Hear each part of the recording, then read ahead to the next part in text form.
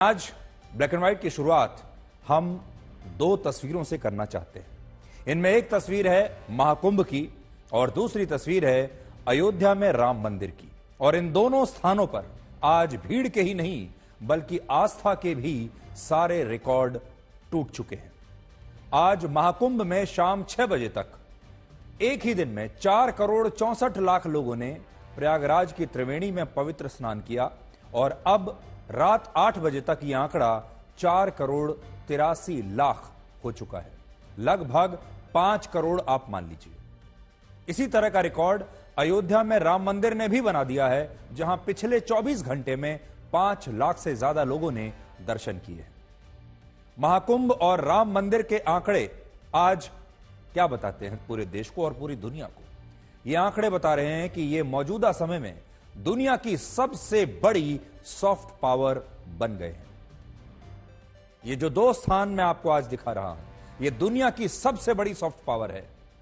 और यहां जो आपको लोग दिख रहे हैं, ये वो लाखों करोड़ों लोग हैं जो अपनी स्वेच्छा से महाकुंभ और अयोध्या के राम मंदिर में आ रहे हैं। इन्हें किसी ने कोई निमंत्रण नहीं दिया है, इनविटेशन कार्ड किसी ने भेजा नहीं है। इन्हें अपनी स्वेच्छा से इतनी सारी परेशानियां झेलते हुए ये लोग अपनी आस्था के लिए, अपनी भक्ति के लिए राम मंदिर आ रहे हैं और महाकुंभ में जा रहे हैं।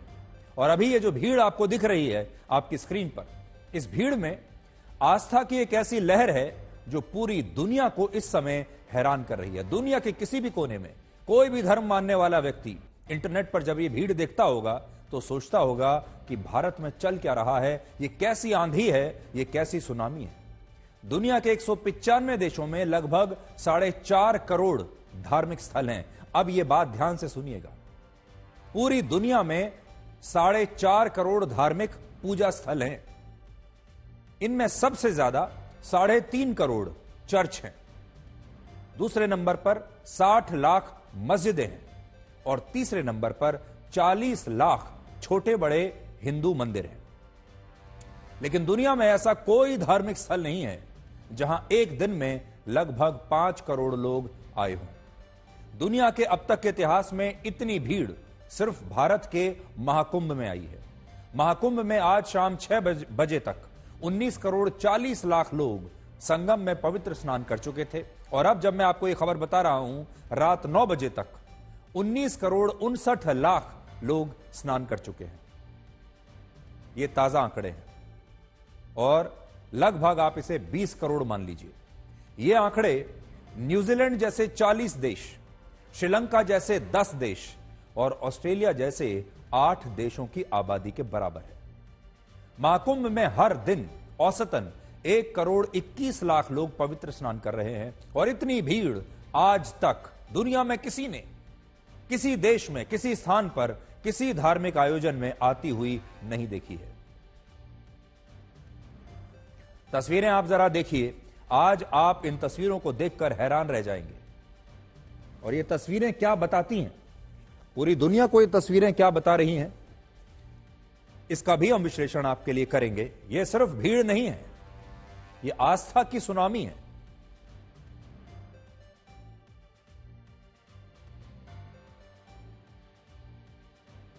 अगर दूसरे धार्मिक स्थलों की बात करें तो मक्का की सबसे पवित्र मस्जिद अल हरम में भी एक दिन में सबसे ज्यादा 25 लाख लोगों ने इबादत की है। यह रिकॉर्ड है। लेकिन ऐसा कभी नहीं हुआ कि जब हर दिन औसतन 1 करोड़ से ज्यादा लोगों ने दुनिया में किसी भी धार्मिक आयोजन में हिस्सा लिया हो। यह सिर्फ भारत में हो सकता है। इस समय दुनिया इसे भीड़ का वर्ल्ड रिकॉर्ड मान रही है। आपको भी लगता होगा कि यह भीड़ का वर्ल्ड रिकॉर्ड है। अभी जो आपको तस्वीर दिखा रहे हैं हम, ये जब हज यात्रा की जो तस्वीर होती है मक्का की, ये वहां की तस्वीर है।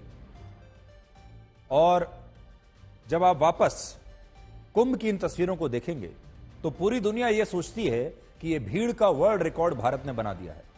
लेकिन क्या यह सिर्फ भीड़ का वर्ल्ड रिकॉर्ड है? क्या यह भीड़ है? इस भीड़ के मन में क्या है? यह भीड़ यहां पर बिन बुलाए क्यों आ गई? हमें लगता है कि महाकुंभ और अयोध्या के राम मंदिर में आस्था का भी एक नया वर्ल्ड रिकॉर्ड बन चुका है। अयोध्या में राम मंदिर का उद्घाटन पिछले साल 22 जनवरी को हुआ था और तब से लेकर अब तक आप मान लीजिए लगभग 1 वर्ष में राम मंदिर में लगभग 17 करोड़ लोग दर्शन करने के लिए आ चुके हैं। और यह आंकड़ा भी बांग्लादेश की कुल आबादी के बराबर है।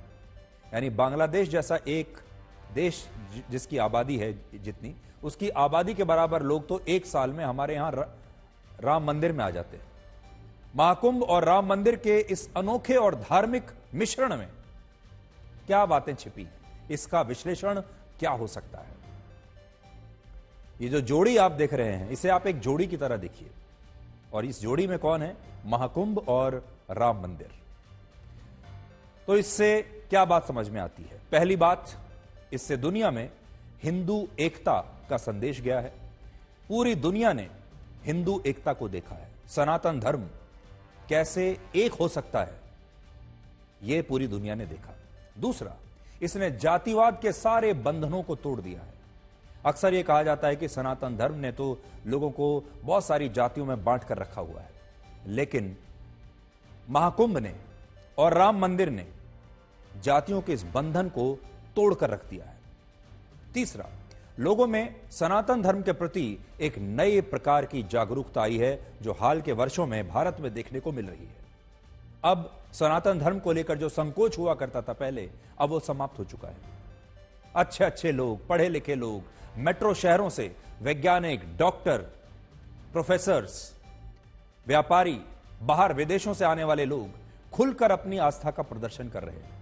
चौथी बात, भारत में इस समय आस्था की एक ऐसी लहर चल रही है जिसमें हर व्यक्ति शामिल होना चाहता है। आज आप भारत में कहीं भी जाएं, चाहे कोई जा सके या ना जा सके, लेकिन हर व्यक्ति महाकुंभ में शामिल होने की इच्छा जरूर रखता है। आप कहीं भी चले जाइए, किसी भी बड़े शहर में जाइए, छोटे शहर में जाइए, गांव में जाइए, भारत के लगभग हर व्यक्ति की इच्छा है कि उसे महाकुंभ में जाने का एक बार मौका मिले। अब वो जा पाएगा या नहीं, यह अलग बात है। पांचवी बात, यह जन सैलाब हमारे देश के नेताओं को एक संदेश दे रहा है, और संदेश यह है कि अब हमारे देश के नेताओं को भी अपनी राजनीतिक रणनीति को बदलना पड़ेगा, क्योंकि सनातन धर्म की ताकत का अंदाजा अब उन्हें आ जाना चाहिए। और सबसे बड़ी बात यह है कि हमारे देश में कुछ लोग ऐसे हैं जो सरकार का विरोध करते करते, मोदी का विरोध करते करते अब महाकुंभ का भी विरोध करने लगे हैं। ये लोग महाकुंभ के बारे में ऐसा दुष्प्रचार कर रहे हैं जिससे लोगों में यह डर बैठ जाए कि उनके लिए महाकुंभ जाना संभव नहीं है, सुरक्षित नहीं है, और महाकुंभ में चारों तरफ अव्यवस्था फैली हुई है। लेकिन सच यह है कि आज जब महाकुंभ में सिर्फ 18 घंटों में 4 करोड़ 83 लाख लोगों ने पवित्र स्नान किया है, तब वहां इतने बड़े जन सैलाब में भी एक भी अप्रिय घटना नहीं हुई है। सरकार ने जो व्यवस्थाएं की वो इस भीड़ को नियंत्रित करने में सफल रही। क्राउड मैनेजमेंट का, इतनी बड़ी संख्या में भीड़ को नियंत्रित करने का, इससे बड़ा उदाहरण पूरी दुनिया में कभी नहीं देखा गया। और अब आप सोच लीजिए, लगभग 20 करोड़ लोग जहां पवित्र स्नान कर चुके हों अभी तक, वहां ना कोई अप्रिय घटना हुई है, ना कोई भगदड़ हुई है, ना और किसी प्रकार की कोई ऐसी घटना हुई है जिससे देखकर लोगों को यह डर लगे कि वहां नहीं जाना चाहिए। अब तस्वीर देखिए।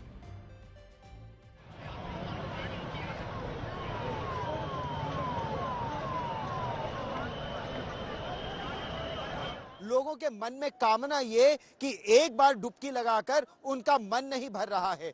पुलिस और प्रशासन बार बार उनसे ये विनती कर रहा है कि आप लोग अब वापस जाइए स्नान के बाद, लेकिन लोग फिर लौट लौट कर आ रहे हैं और फिर डुबकी लगा रहे हैं। ये कह रहे हैं मकर संक्रांति को डुबकी लगा ली 14 जनवरी को, अब 29 जनवरी को मौनी अमावस्या, फिर बसंत पंचमी को डुबकी लगाने के बाद फिर वो अपने गांव और घर लौटेंगे। और इसीलिए जितने लोगों के आने की उम्मीद है उससे कहीं ज्यादा भीड़ इस समय या श्रद्धालुओं का सैलाब इस समय यहाँ मौजूद है। मौनी अमावस्या का स्नान सबसे बड़ा स्नान होता है और अनुमान है कि अब तक जितने लोग आए हैं 12-13 करोड़ 14 करोड़ लोग, उतने शायद कल एक ही दिन में आएंगे और ये एक चुनौती है। करोड़ों की संख्या में और लोग आ रहे हैं। तो आप ये देखिए, जैसे एक नदी में पानी जब बढ़ जाता है तो नदी बांध भी तोड़ देती है, अपने तट भी तोड़ देती है। कुछ इसी तरह इस समय यहाँ महाकुंभ में हो रहा है। आप महाकवरेज तो हमारी आज तक पर देख रहे हैं, लेकिन श्रद्धालुओं का ये सैलाब देखिए, हर तरफ आप देखिए कितनी बड़ी संख्या में लोग यहां इकट्ठा हुए हैं। जितने टेंट बनाए गए थे, जो व्यवस्था की गई थी, वो सब कम पड़ रही है इस समय। आप यहां देखिए, लोग ऐसे आराम से यहां बैठे हैं, सो रहे हैं, आराम कर रहे हैं।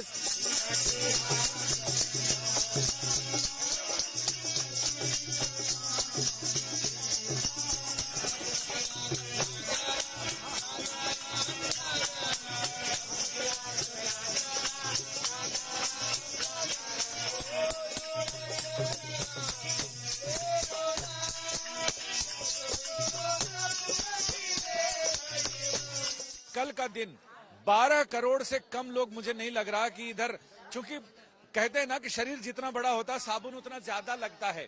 पहले 1000-2000 एकड़ में रहता था, अब 4000 एकड़ में तो ये कुंभ का क्षेत्र है। अगर पूरी परिधि को कर लिया जाए तो 10,000 एकड़ से ज्यादा की जगह है। हर एक आदमी सोच रहा कि अगर इस बार डुबकी नहीं लगा पाए तो टिकट कैंसिल हो जाएगा स्वर्ग का, मोक्ष का। जो पहले से रास्ते तय किए गए थे, ये लोगों के आने का रास्ता है, संगम की ओर आने का, और उधर से जाने का रास्ता है। भीड़ दोनों दिशाओं में चल रही है, आने और जाने वाले।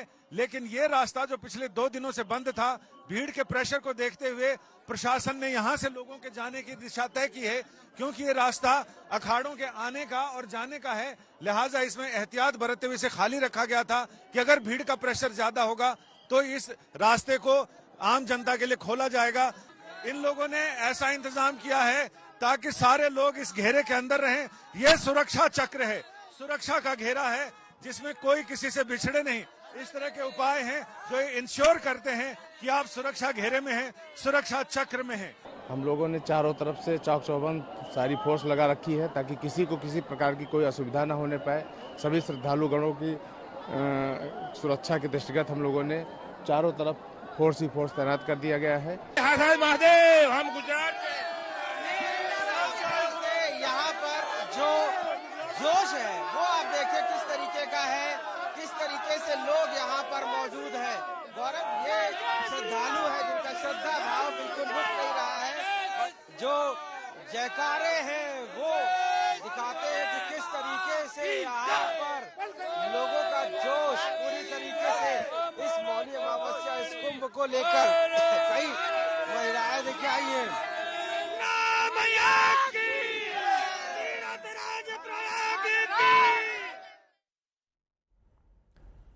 इस समय जब हमारे देश के कुछ लोग महाकुंभ के आयोजन में कमियां ढूंढने में लगे हुए हैं, ये बताने में लगे हुए हैं कि वहां कितनी अव्यवस्था है, लोगों को कितनी परेशानियां हो रही हैं।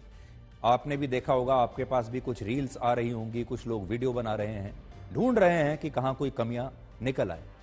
तब हम आपको आज की सबसे खूबसूरत तस्वीर दिखाना चाहते हैं। और यह तस्वीर एक महिला की है जो अपनी सास को अपनी पीठ पर महाकुंभ के संगम में पवित्र स्नान करने के लिए ले जा रही है। और अगर आप ध्यान से देखेंगे तो इस महिला के चेहरे पर आपको कोई कष्ट और कोई पीड़ा नजर नहीं आएगी, बल्कि एक मुस्कान नजर आएगी। और यही है आस्था का महाकुंभ। लोग महाकुंभ के उत्सव का जश्न मना रहे हैं, क्योंकि उनके लिए यह राजनीति का नहीं बल्कि आस्था का विषय है। महाकुंभ एक 5 स्टार होटल नहीं है, पिकनिक स्पॉट नहीं है, आस्था का विषय है, तपस्या का स्थान है। लेकिन जो लोग इस पर राजनीति कर रहे हैं, उन्हें महाकुंभ में सिर्फ कमियां ही कमियां नजर आ रही हैं।